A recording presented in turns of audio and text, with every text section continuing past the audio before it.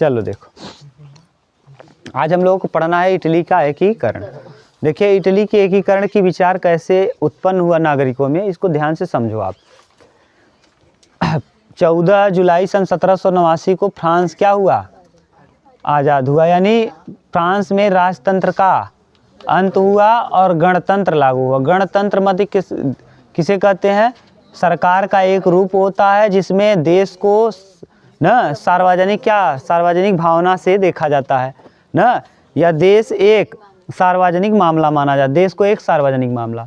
यानी अगर आपसे कहा जाएगा, ध्यान से सुनो, गणराज्य क्या होता है, गणराज्य सरकार का एक रूप होता है जहां देश को एक सार्वजनिक मामला माना जाता है और किसी की निजी संपत्ति या किसी का लगातार चलने वाला वंश नहीं होता न। ये है गणराज्य की स्थापना हुई। उसके बाद 1804 में नेपोलियन अपने आप को क्या स्थापित कर लिया, राजा, लेकिन राजा के अधीन राजा था भले, लेकिन वह सभी में समानता का भाव चालू किया, सभी के अंदर एक समान भावनाएं, किसी के साथ कोई भेदभाव नहीं करता था। इसका राज्य कहाँ तक फैला था जानते हो, इटली तक इसका अधिकार था। और जब इटली में इसका अधिकार था ना, तो जिस समय इसका इटली में अधिकार था उस समय इटली इसका माने इसकी बहन की शादी, आगे हम लोग पढ़ेंगे, इसकी बहन की शादी जिससे हुआ वो भी इटली का था। ठीक, माने जो नेपोलियन था इसकी बहन की शादी इटली में भी हुआ था। और इटली की ही आपके यहाँ की कौन है, सोनिया गांधी। सोनिया गांधी इटली के हैं। इटली एक समय था ना, इटली पूरे यूरोप का क्या हुआ करता था, केंद्र हुआ करता था। और इटली की राजधानी रोम लगभग पूरे यूरोप की राजधानी हुआ करती थी। एक समय ऐसा था कि इटली की जो राजधानी है रोम को कहा जाता है अभी भी रोम में 4 सड़कें ऐसे, नाला और सड़क इस तरीके से कटा है, यूरोप का सभ्यता माना जाता था। क्यों, और लैटिन भाषा जो आप जानते हो, लैटिन भाषा का उदय भी इटली के शहर रोम से ही हुआ है। रोम के विषय में एक कहावत फेमस है कि Rome can not be build in the one day. Rome एक दिन में बनने वाला नहीं है। रोम शहर बहुत ही स्मार्ट है। आप डालोगे रोम तो बहुत बेहतरीन रोम का डिजाइन आएगा, डाल के देख लो, गूगल करना घर पे, इतना अच्छा रोम का वो आएगा दृश्य कि एक गोल एकदम वो होगा, ऐसे जाने का दिखेगा जैसे अपना संसद भवन नहीं दिखता, नया वाला विस्टा प्रोजेक्ट वाला, बिल्कुल सेम वैसे दिखेगा। देखिए अब जब इटली में किसका अधिकार था, माने फ्रांस का, और फ्रांस जब अधिकार किया तो शायद इसके जीजा का नाम, माने नेपोलियन के जीजा का नाम जमुना था क्या, अब देखना जब आएगा तो हम लोग देखेंगे। ठीक, हाँ जमुना, तो इनके जो जीजा जी थे वो भी चाहते थे कि इटली का एकीकरण हो। हम लोग जब पढ़ेंगे इटली के एकीकरण में कौन कौन लोग आए हैं, तो 3 लोग तो आप जानते ही हो, लिखा भी होगा, काउंट दी काओर, मेजनी और गैरिबाल्डी। ये 3 लोग आएंगे इटली के एकीकरण में, हम लोग उसको देखेंगे, अभी नहीं आगे। पहले आप ये समझ लो कि इटली जो है यह कहाँ स्थित है। इटली लाओ, वहाँ मैप लाओ, दिखा दें। इटली जो है ना, ये यूरोप महाद्वीप का एक देश है। और ये कहाँ पे स्थित है, भूमध्य सागर से थोड़ा सा उत्तर में। ये नीचे भूमध्य सागर है और इसी के जस्ट ऊपर कौन है, इटली। जब नेपोलियन बोनापार्ट राज्यों को विजय कर रहा था, यानी अगल बगल के देश को विजिट कर रहा था, तो ऐसी स्थिति में उसने इटली को भी जीता था। और जब इटली को जीता था ना, तो पूरे इटली में एक समान कानून लागू किया था। क्योंकि याद करो, नेपोलियन का ये काम ही था कि वो जहाँ जीतता था, जहाँ भी कुछ करता था, वहाँ सब जगह पे क्या करता था, एक समान कानून को लागू किया करता था ना। देखो इधर अभी बता रहे हैं, देख लो इटली कहाँ है, मेडिटेरियन सी यानी भूमध्य सागर। देखो ये नीचे वाला मैप किसका है, ये वाला, ये जो दिख रहा है यही है यूरोप, यही। ये देखो है अफ्रीका, ये महाद्वीप कौन सा है, ये महाद्वीप है एशिया, यही है यूरोप। यूरोप के ऊपर ही देखो Norway, Sweden, Finland, Denmark, Estonia, Latvia, Lithuania, ये सब यहाँ देश हैं।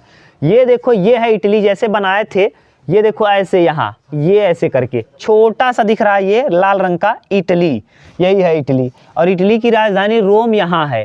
देखो स्टार लगाया है जहाँ, वहाँ दिखेगा नहीं, या तो जहाज छाप देता है या तो स्टार लगा देता है। तो यहाँ देखिए इटली की राजधानी रोम है। ये इटली देखिए कई, सर्डिनिया देखो यहाँ लिखा है सर्डिनिया ना, तो इटली कई भागों में बट जाएगा। अभी जब तक नेपोलियन रहेगा तो नेपोलियन अधिकार कर लिया है इटली पे और इटली को एक कर देगा। और यहाँ के लोगों को जब एक करेगा तो ये देखिए नीचे से देखो ये कौन सा सागर है, मेडिटेरियन सी यानी भूमध्य सागर। और भूमध्य सागर से ही व्यापार करते हैं कौन लोग, फ्रांस। देखो यहाँ फ्रांस है, स्पेन है, पुर्तगाल है, ये सब किस सागर से होके जा रहे हैं, भूमध्य सागर। और अगर इटली स्वतंत्र हो जाता तो इटली अभी हम लोग देखेंगे इटली की स्वतंत्रता में बाधा, तो फ्रांस भी बाधा है, स्पेन भी बाधा है। क्यों? क्योंकि ये लोग अगर इटली स्वतंत्र हो जाएगा तो ये लोग ज़्यादा इनको सताएंगे तो यहीं पे ठोक देंगे, इनका व्यापार यहीं पे होना नहीं देंगे। क्योंकि व्यापार ज़्यादातर पानी वाला व्यापार सस्ता होता है, व्यापार जो पानी वाला होगा वो सस्ता होगा, क्योंकि पानी में कोई ब्रेकर नहीं है। अब यहाँ तो दुनिया भर का ब्रेकर तेल ज़्यादा ख़त्म होगा, तो पानी वाला व्यापार सबसे सस्ता होता। इसीलिए आप देखते होंगे कि व्यापार या फिर जितने भी बड़े देश अपने यहाँ के राज्य हैं वो कहाँ बसे होंगे बिजनेस के लिए, समुद्र के किनारे। समुद्र के किनारे इसीलिए बिजनेस संभव है। हम लोगों का यूपी क्यों नहीं डेवलप हो पा रहा है, अगर समुद्र के किनारे रहता तो हम लोग भी डेवलप रहते। क्यों? क्योंकि कंपनियां यहाँ खुल सकती थी, व्यापार हो सकता था, आसानी से कच्चा माल आ सकता था। तो ये जो कच्चा माल था ना, यहीं देखो इटली, यहाँ अगर इटली स्वतंत्र हो गया तो यहाँ से कोई भी चीज़ जाएगा तो ये लोग अगर इसको सताएंगे तो यहाँ से जाने देगा, यहीं पे रोक लेगा, ठीक बीच में ही। तो भूमध्य सागर के उत्तर में, और मैप में जो देखो अगर ऐसे खींचें तो ये पूरब है, ये पश्चिम, ऊपर उत्तर, तो ऊपर उत्तर माना जाएगा। तो ये देखो नीचे भूमध्य सागर है और इसके कहाँ है इटली, ऊपर। ये भूमध्य सागर है, मेडिटेरियन से लिखा है, और इसके ऊपर है कि नीचे, और ऊपर को क्या कहते हो आप, उत्तर। तो भूमध्य सागर के इटली भूमध्य सागर के कहाँ स्थित है, उत्तर में स्थित है। क्लियर? ये पूछा जाए तो बता लोगे कि इटली किस महाद्वीप में स्थित है, तो यूरोप महाद्वीप में। किस सागर के ऊपर है, भूमध्य सागर के जस्ट ऊपर यानी उत्तर की तरफ है, ठीक। अब ये देखिए ये इटली जो था ना भैया बहुत ही समृद्ध था। जो आप लोग अंग्रेजी में लिखते होंगे, बायोलॉजी में लिखते होंगे, लैटिन भाषा का शब्द है। किस भाषा का शब्द, लैटिन। लैटिन भाषा का ज़्यादातर मध्य यूरोप में, मध्य काल में यूरोप के अधिकतर देशों में कौन सी भाषा प्रचलित थी, लैटिन भाषा।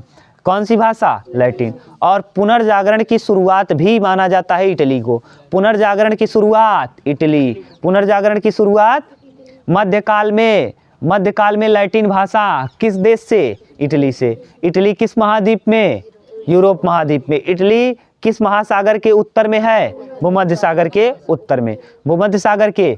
अब इसका थोड़ा सा कंडीशन देखो, तो देखो इटली के बाएं तरफ स्पेन है, पुर्तगाल है और फ्रांस है, और इसके दाहिने तरफ है, यहाँ पे देखो ऑस्ट्रिया है। कौन, ऑस्ट्रिया। और आप लोग ऑस्ट्रिया को जानते होंगे। ऑस्ट्रिया का राजकुमार ही या चांसलर ही ड्यूक मेटरनिक था, जिसने फ्रांस के विषय में कथन कहा था, अगर फ्रांस सीखता है तो पूरे यूरोप को जुकाम हो जाता है। रूस का कंडीशन देखो, रूस का कंडीशन यहाँ, ये है रसिया, ठीक। और इसकी राजधानी मॉस्को यहाँ है। और किस महाद्वीप में है, ये पूरा बड़ा वाला सबसे बड़ा जो दिख रहा है यही रूस है, और सबसे बड़ा जो दिख रहा है रूस है, और इसकी राजधानी मॉस्को जो कि कहाँ है, यूरोप महाद्वीप में। किस महाद्वीप में, इसीलिए रूस को हम लोग एशिया महाद्वीप का देश नहीं मानते, बल्कि कहाँ का मानते हैं, ज़्यादा भाग इसका एशिया में है लेकिन इसकी राजधानी यूरोप में है, इसीलिए हम इसको किसका देश मानते हैं, यूरोप का। क्लियर? अब देखते जाओ, क्योंकि ये सब भाग लिए थे फ्रांस की क्रांति में, या फिर नेपोलियन को हराने में। रूस आया था साथ, फ्रांस आया था साथ, ब्रिटेन आया था साथ, और एक और प्रसा यानी जर्मनी, जिसको हम लोग कहते हैं जर्मनी। तो ये सब का कंडीशन देख लो ना। अब यहाँ अब धीरे धीरे करके आप देखते रहो। ये देखो इटली है, इधर अगल बगल के देखो ये स्विस है, स्विट्जरलैंड जो आप कल बता रहे थे, स्विट्जरलैंड आप जानते होंगे। स्विट्जरलैंड को प्रत्यक्ष चुन कैसा लोकतंत्र है प्रत्यक्ष लोकतंत्र, सॉरी, तो प्रत्यक्ष लोकतंत्र है। अब देखिए यहाँ जब यहाँ पे किसका शासन हुआ करता था, 19वीं सदी में नेपोलियन अपने चरम पे था। तो जब चरम पे था यानी सभी को, अगल बगल के देश को क्या कर रहा था, जीत रहा था। लेकिन 1815 में बेचारे की हार हो जाएगी। नेपोलियन बगल बगल के राज्यों को जीत करके वहाँ कोई अपना दंडनीय नीति अपनाता था, एकदम नॉर्मल नीति अपनाता था, नॉर्मल। इसीलिए जहाँ जहाँ वो करता था तो किसी के ऊपर कोई हस्तक्षेप नहीं करता था, चाहे जो धर्म को मानने वाले हैं वो अपना धर्म माने, किसी को विशेषाधिकार नहीं था, सबको एक समान विशेषाधिकार था।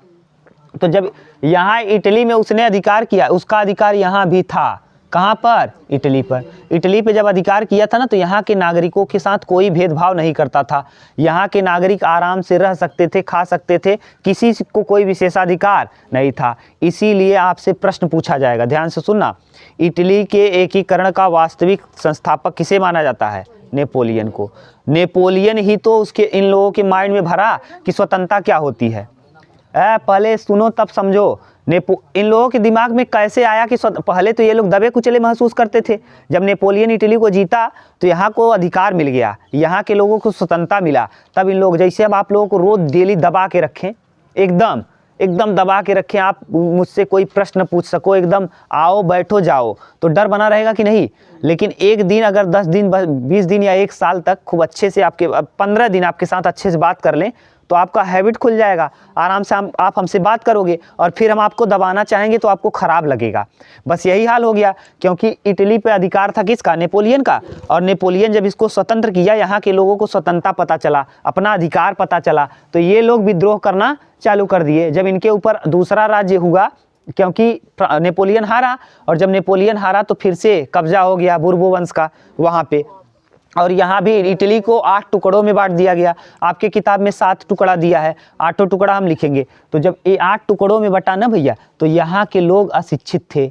यहाँ देखो, इटली के एकीकरण जल्दी संभव क्यों नहीं हो पाया जानते हो? क्योंकि यहाँ के लोग में अशिक्षा बहुत थी, गरीबी थी, पिछड़ापन था, ठीक। और ये लोग धीरे धीरे जब जागरूक हुए, और फ्रांस का जो नेपोलियन था, इसका जब प्रभाव पड़ा, तो ये लोग भी चाहने लगे कि हमारी संस्कृति बहुत अलग है, हमारा सभ्यता है। रोम को एक समय यूरोप का क्या माना जाता था? केंद्र माना जाता था। लैटिन भाषा हमारे यहाँ से ही सब जगह गया है।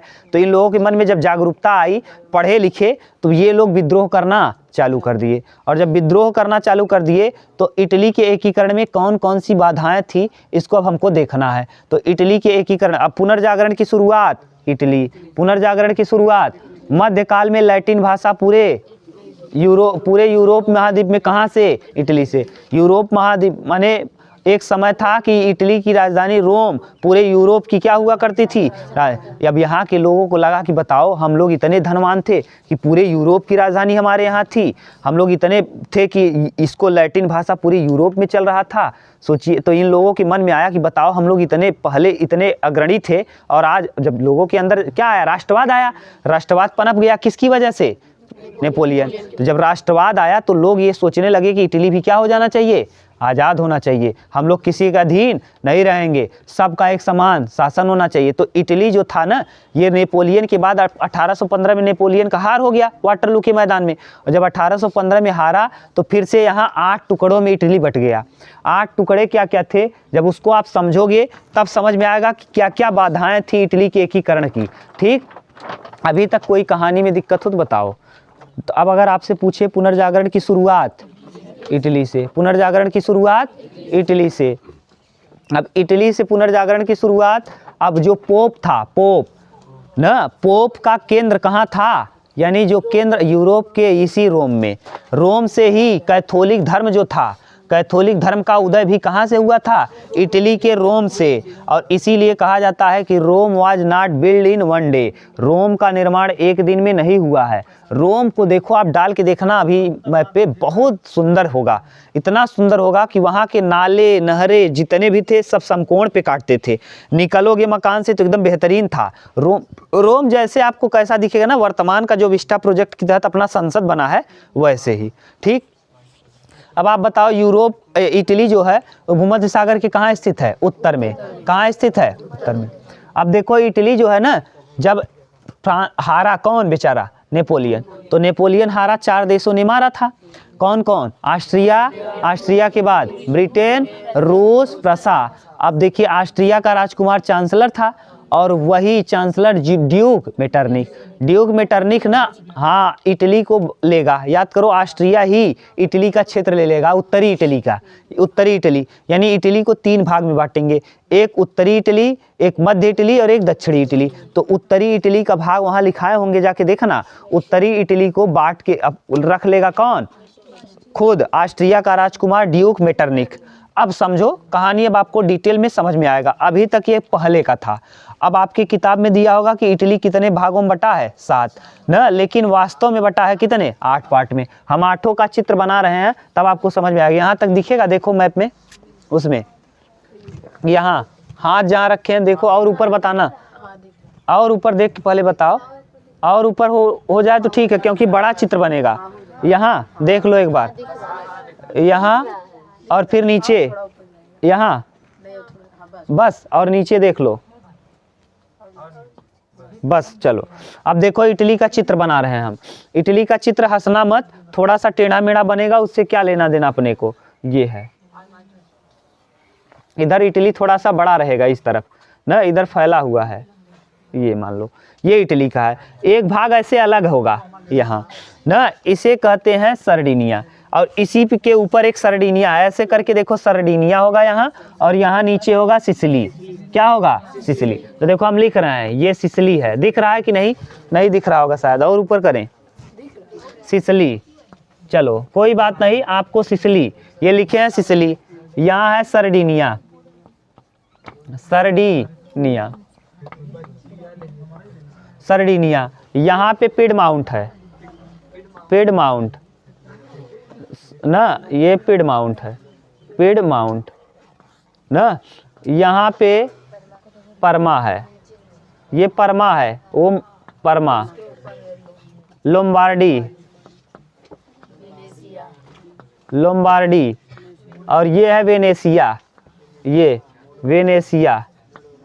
हाँ, मोडेना, वेनेसिया, वेनेसिया, इसे कहते हैं मोडेना, मोडेना, मोडेना, ठीक। टस्कनी, पेपल स्टेट, ये नीचे वाला, नीचे PayPal state, PayPal state, state. और यहाँ नीचे है दोनों सिसिली, दोनों सिसिली, दोनों सिसिली। अब समझ में आपको बहुत बढ़िया सा आएगा, दोनों सिसिली का राज्य। अब ध्यान से सुनना, ये वाला पिडमाउंट और सरडिनिया जो है ना, ये इस पे एक ही राजा का अधिकार है, जो इटली का राजघराना है, जिसका नाम है सेवाय वंश। ध्यान से सुनना, इस वाले पिडमाउंट और सरडिनिया पर किसका अधिकार है, सेवाय वंश। सेवाय वंश कौन है, तो सेवाय वंश इटली का राजघराना है। सेवाय वंश कौन है, इटली का राजघराना, यानी इटली का जो राजघराना है, आप लोग जानते होंगे इटली की है कौन, सोनिया गांधी। इटली का राजघराना, राजघराना, इटली की राजघराना कौन, ये राजघराना था सेवाय वंश। इसका अधिकार कहाँ कहाँ था, पिडमाउंट और सरडिनिया पे, प्लस सरडिनिया। तो देखो गिनते जाओ, सरडिनिया, तो पहला भाग ये हो गया। अब देखो इस वाले भाग को उत्तरी इटली कहते हैं, इस वाले भाग को। अब ऊपर वाला उत्तरी इटली, तो उत्तरी इटली में देखिए क्या क्या आ जाएगा, उत्तरी इटली, उत्तरी इटली, उत्तरी इटली। उत्तरी इटली में देखिए, उत्तरी इटली पे कौन ले लेगा, जब नेपोलियन हारेगा। तो नेपोलियन को हराने के लिए 4 देश आए थे, 4 देश में याद करो, चांसलर ड्यूक मेटरनिक था, और ड्यूक मेटरनिक चांसलर भी था, अध्यक्ष भी था।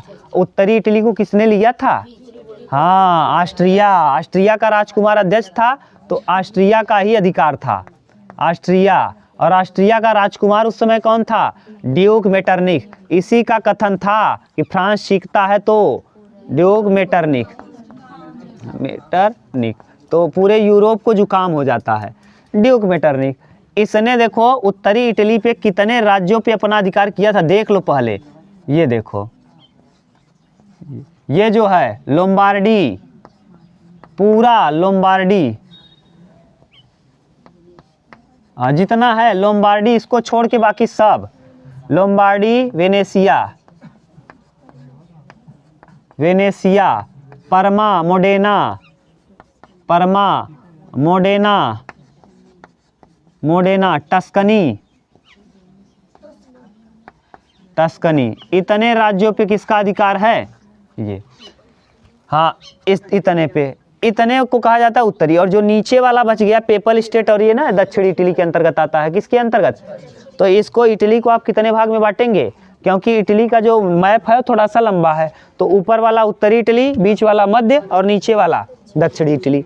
तो दक्षिणी इटली तो ऑस्ट्रिया का देखो, लोम्बार्डी, वेनेसिया, परमा, मोडेना, टस्कनी, ये एक था। देखो गिनो, इसको हम मानेंगे इन दोनों को मिला के एक, ये 2 3 4 5 6 7 और ये दोनों मिला के तो कितने भाग में बटा है? लेकिन आपकी किताब में दिया है 7। ये दोनों को भी एक जोड़ना है, इन दोनों को 1 और 1 2 और सबको गिन लो 3 4 5 6 7 तो 8, लेकिन आपकी किताब में दिया है 7। इसीलिए बार बार कह रहे हैं आप किताब को, आप या तो किताब से अपडेट हो जाओ या तो यहाँ बता दिए हैं, जैसे आपको अच्छा लगे। किताब में दिया हम बता दिए। अगला है उत्तरी इटली के बाद नीचे वाला जो है ये दोनों सिसिली पे, दक्षिणी इटली, यानी इसको दक्षिणी इटली लिख दो या दोनों सिसिली पे, दोनों सिसिली पर। दोनों सिसिली पे किसका अधिकार है? स्पेन के बूर्बो वंश का। स्पेन के किसका? स्पेन के बूर्बो वंश का। अब एक बच गया, देखो ध्यान से, कौन? PayPal state. यही अभी लिखवाए थे, पेपल स्टेट। तो पेपल स्टेट पर पोप का अधिकार था, पोप का शासन। पोप का शासन मतलब समझ रहे हो? पोप का शासन मतलब वहाँ के जो वो होते हैं, क्या कहते हो इन लोगों में, क्रिसमस वाले में जो माने जाते हैं बहुत बड़े, हाँ यीशु नहीं भैया, उनको क्या, पादरी, पादरियों का अधिकार था इस पे। किसका? पादरी का, यानी पोप का शासन था। अब बताओ, यही टस्कनी है, यही पेपल स्टेट है, यहीं पे राजधानी कौन है? रोम। और याद करो पूरे यूरोप का, ध्यान से सुनना अब हम जो बोल रहे हैं, इतना भाग था। इसी में अगर लिखना चाहो तो ये भी लिख लेना कि पेपल स्टेट पर किसका शासन था? पोप का शासन था। पेपल स्टेट पे पोप का। अब देखो इटली का ये कंडीशन बचा, जब नेपोलियन की हार हुई, नेपोलियन की हार हुई, हार जब नहीं हुई थी तब तक ये सब एक थे। यहाँ के लोगों का धर्म एक था, यहाँ के लोग धर्म एक कहने का यहाँ कैथोलिक धर्म था। यही राज्य में यहीं से निकला था, रोम से। ये रोम जो टिक किए हैं, रोम समझ लो, और रोम से ही निकला था कौन सा? कैथोलिक। तो कैथोलिक धर्म पूरे इस पे था। तो इसीलिए यहाँ के लोग एक धर्म वाले थे, सब लोग अपने आप को एक समझते थे। लेकिन यहाँ दिक्कत क्या थी एक होने में? अब इसके देखिए, इसके एकीकरण की क्या क्या बाधाएं थी। इटली के एकीकरण की बाधाएं, पहली बाधा तो यहाँ के लोग अशिक्षित थे, दूसरी बाधा यहाँ के लोग गरीब हो चुके थे, तीसरी बाधा यहाँ पिछड़े लोग थे। ठीक, और पिछड़ा गरीब अपना रोटी का इंतजाम करेगा कि चलेगा युद्ध करेगा? बेचारा रोटी में परेशान है। तो यही दिक्कत हुई। लेकिन धीरे धीरे जब इन लोगों को ये पता चला, जब पढ़ना लिखना चालू किए, जब इनको पता चला कि हमारा इटली जो था ये कभी यूरोप का क्या हुआ करता था? केंद्र हुआ करता था। कभी यूरोप का केंद्र हुआ करता था, कभी हमारे यहाँ के धर्म को, हमारे यहाँ के भाषा को पूरा यूरोप माना करता था। और आज हम लोग इतने गरीब हो गए हैं कि हम लोग मर रहे हैं खाने के लिए। तो ये इन लोगों के मन में जागरूकता आई, राष्ट्रवाद की भावना आई, तब इन लोगों ने क्या करना चालू किया? इटली का एकीकरण करना चालू किया। इटली के एकीकरण करना इन लोगों ने अब चालू किया। और जागरूकता आई कहाँ से? नेपोलियन की वजह से। अगर नेपोलियन इस पे अधिकार नहीं किया होता तो यहाँ के लोगों को अपना अधिकार और स्वतंत्रता पता नहीं। इसीलिए कहा जाता है कि इटली के एकीकरण का वास्तविक संस्थापक कौन है? नेपोलियन। नोट करके लिख लेना कि इटली के एकीकरण का वास्तविक संस्थापक कौन है? नेपोलियन। आप लिख लोगे क्यों नेपोलियन है? क्योंकि नेपोलियन ने एक समान कानून लागू किया, एक समान व्यवस्था, सब कुछ लागू किया, जिस वजह से लोगों को ये पता चल गया कि कानून व्यवस्था क्या होती है, स्वतंत्रता क्या होती है। और इसी वजह से उन लोगों में राष्ट्रवाद की भावना आ गई। और ये लोग चाहते थे अब हम लोग क्या करेंगे? अपने देश को अलग स्वतंत्र करेंगे। और स्वतंत्र करने में क्या क्या बाधाएं आ रही थी? जो ये इटली है, जो ये सेवाय वंश है, सेवाय वंश जो घराना है, ये राजघराना, ये अपने में ही व्यस्त था। वास्तव में होना चाहिए पिडमाउंट और सर्डिनिया ही नहीं, बल्कि पूरे इटली पे इनका अधिकार होना चाहिए। क्यों? क्योंकि पूरे इटली का राजा कौन है? सेवाय वंश। सेवाय वंश के लोग ही राजा हैं, लेकिन बेचारे उतना ध्यान देते नहीं। दूसरी बाधा ये है, ऑस्ट्रिया नहीं चाहता कि ये आज़ाद हो जाए। अगर ये आज़ाद हुआ तो फिर यहाँ भूमध्य सागर नीचे से जा रहा है ये, और यहाँ से कोई चीज़ व्यापार करने में कठिनाई होगी। फ्रांस भी नहीं चाहता कि आज़ाद हो जाएगा तो बाद में फिर इसको दिक्कतों का सामना करना पड़ेगा, कोई व्यापार नहीं कर पाएगा। दोनों सिसिली में स्पेन के बुर्बो वंश का स्थापना कर दिया गया। याद करो, बुर्बो वंश फ्रांस में था, तो यहाँ बुर्बो वंश का। तो ये सोचो जो यहाँ राज कर रहे हैं ये विदेशी ताकतें हैं, इनके लिए तो विदेश ही है। जैसे अपने बगल का कोई आ जाए अपने ऊपर अधिकार करे तो आप लोग सहन करोगे? पाकिस्तान आके हम लोगों के ऊपर कोई हावी हो तो अच्छा लगेगा? मान लो हम लोग जब तक कमज़ोर हैं तब तक तो सह लेंगे, लेकिन जिस दिन पावर आया उखाड़ फेंकेंगे। तो वही है, स्पेन का ये बुर्बो वंश था। सोचो इसका देश दूसरा, स्पेन के निवासी हैं ये लोग। स्पेन कहीं ऊपर है, स्पेन आपको दिखा दिए हैं, यहाँ इस तरफ था फ्रांस के नीचे।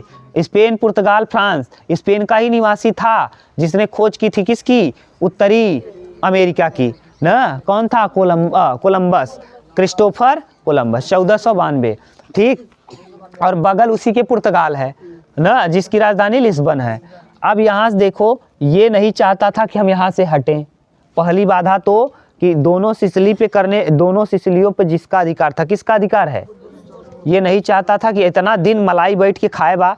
अगर कोई आदमी किसी पद पे बैठ के खूब मज़ा लिया है तो जल्दी छोड़ के वो जाना चाहेगा? ये नहीं जाना चाहता था। दूसरी बात, ये उत्तरी इटली का ये कितने क्षेत्रों पे सोचो, यहाँ यहाँ यहाँ यहाँ यहाँ इतने जगहों पे ये अधिकार किया था, और यहाँ का टैक्स कलेक्ट करता था। सब कुछ कलेक्ट करके कहाँ भेजता था? अपने यहाँ। यानी ये कहाँ भेज देगा? ऑस्ट्रिया में भेज देगा। यहाँ का टैक्स लेगा, यहाँ की जनता भूख से मरे उससे कोई लेना देना नहीं, अपने यहाँ भेज रहा था। तो ये सब देख करके यहाँ के लोगों में जागरूकता आ गई। और दूसरा, ये इन लोगों में एकता नहीं थी। ये जो इटली के लोग थे पहले इतना एकता नहीं थी, गरीबी थी, भूखमरी थी, इसीलिए ये लोग विद्रोह नहीं। लेकिन जब आएगा जोसेफ मेत्सनी, अब मेत्सनी आएगा और मेत्सनी इस इटली का एकीकरण करना चालू करेगा। लेकिन इटली के एकीकरण का जो शुरुआत है वो कौन कर दिया है? नेपोलियन। ठीक, उतारो इसको। और सबसे बड़ी बाधा तो ये है, पोप। ये तो एकदम नहीं चाहते कि यहाँ पर क्या हो, गणतंत्र लागू हो। क्यों? क्योंकि पोप को बहुत ही विशेषाधिकार मिला है, और ये नहीं सबसे बड़ी बाधा पूछेगा तो कौन है? ये सबसे बड़ी बाधा, इटली के एकीकरण की सबसे बड़ी बाधा पोप। यानी पादरी लोग तो बिल्कुल नहीं चाहते थे कि क्या हो, इटली का एकीकरण हो। अगर इटली के एकीकरण हुआ तो यहाँ नियम कानून समान हो जाएगा, इन लोगों को जो विशेषाधिकार मिल रहा है मिलेगा नहीं। इसीलिए ये तो बिल्कुल नहीं चाहते थे। ठीक, आप लिख सकते हो ना बढ़िया से, इतना बता दिए। अब इटली के एकीकरण की बाधाएं ये थी। अब दूसरा हेडिंग डाल लो कि क्या? तो कैथोलिक धर्म यही तो मानने वाले हैं। तो कैथोलिक धर्म क्या है? वहाँ के जो लोग थे, सोचो कैथोलिक धर्म निकला कहाँ से है? इटली के रोम से, और पूरे यूरोप में फैल गया है। और फिर भी ये बेचारे क्या हैं? गरीब हैं। तो इन लोगों के मन में सोच आएगा कि नहीं, एक समय था जब हम लोगों के यहाँ से जो धर्म बोला जाता था, जो धर्म अपनाया हम लोगों ने, जिस संस्कृति को बोला, जो भाषा हमने अपनाया, वो पूरे यूरोप में चल रहा है। आज हम लोग मर रहे हैं। जैसे आप कोई काम शुरुआत करो, वो पूरे विश्व में विख्यात हो जाए, और आप खुद खाए बिना मरो, अच्छा लगेगा? तो यही इन लोगों के साथ पूरा इसका मान पूरा कैथोलिक चर्च, पूरे धर्म सब जगह। और सोचो जब ये पोप के ऊपर कोई आक्रमण करेगा, ध्यान से सुनो, क्योंकि पोप को सब मानेंगे। पोप, क्योंकि पोप पे कौन सा धर्म वाले हैं? कैथोलिक। और जब कैथोलिक धर्म वाले हैं तो अगर इन लोगों को आप मारोगे पीटोगे तो पूरे यूरोप में कौन सा धर्म फैला है? कैथोलिक धर्म। तो इन लोगों को अगर मारने जाओगे, तो पादरियों को अगर आप सताओगे या मारोगे तो कौन कौन आ जाएंगे? पूरा यूरोप आपको आ जाएगा। पूरा यूरोप आके इटली के ऊपर हमला कर देगा। तो ये बाधा है कि नहीं? सबसे बड़ा बाधा तो यही है कि अगर पोप को आप हटाना चाहोगे या कुछ अभद्र टिप्पणी करोगे, तो जैसे अभी सोचो वर्तमान में भारत में अगर कोई हिंदू राम का कोई उल्टा बोल दो, विपक्ष कोई भी राम के प्रति उल्टा सीधा बोल दो अभी स्टेटमेंट, देखो आप मार दिए जाओगे ना, है कि नहीं? तो वैसे ही पोप तो यहाँ से चालू हुआ। तो इसीलिए पोप को कोई कुछ कहना नहीं चाहता था, पोप से सब डरते थे। अंत तक अभी हम लोग पढ़ेंगे, जब इटली के एकीकरण में 3 लोग आएंगे तो ये भी सब के सब अधिकार हो जाएगा, और पोप पर अधिकार एकदम अंत में होगा। क्योंकि यहाँ पेपल स्टेट पे ना सेना रहेगी फ्रांस की, यहाँ पोप पर सेना हमेशा डटी रहेगी फ्रांस की। और जब फ्रांस और दूसरे का युद्ध हो जाएगा, फ्रांस और ऑस्ट्रिया की, सब चले जाएंगे कहाँ? वहाँ तब जाके अंतिम में 1870 में इस पे अधिकार किया जाएगा। किसका? ये आगे आएगा, हम सब डिटेल कर देंगे। अंत में जाके ये, क्योंकि ये फ्रांस जब युद्ध फ्रांस का चालू हो जाएगा किससे? ऑस्ट्रिया से। और जब फ्रांस का ऑस्ट्रिया से युद्ध होगा तो अपनी सेना को फ्रांस बुलाएगा कि नहीं? और जब यहाँ से सेना बुलाया, वही प्रसा यानी जर्मनी, तो जब प्रसा और फ्रांस का क्या होगा? सॉरी, प्रसा और जर्मनी, प्रसा यानी जर्मनी, जर्मनी जो आज का जर्मनी है, पहले प्रसा था। प्रसा और फ्रांस का जब युद्ध होगा ना, तो जब युद्ध होगा तो यहाँ की सेना जो लगाया है फ्रांस, बुला लेगा कहाँ? जर्मनी में लड़ने के लिए। और जब यहाँ से सेना चली जाएगी तब 1870 में इस पर अधिकार किया जाएगा। इसके पहले ही ये सब आज़ाद हो गए हैं, लेकिन यहाँ पूर्ण रूप से इटली के एकीकरण नहीं हुआ। इटली के एकीकरण 1870 में कंप्लीट तब होगा जब यहाँ से सेना फ्रांस की चली जाएगी और तब टूट पड़ेंगे इस पे, और इसको भी अलग कर लेंगे। ठीक, रोम को भी शामिल कर लेंगे। ये रोम है, जो यहाँ स्टार लगाए रोम है। ठीक, आगे पढ़ेंगे। इटली के एकीकरण की बाधा समझ गए, कौन कौन बाधा है? अब इटली के एकीकरण में महत्वपूर्ण नायकों की भूमिका, हेडिंग डाल लो, कल करेंगे।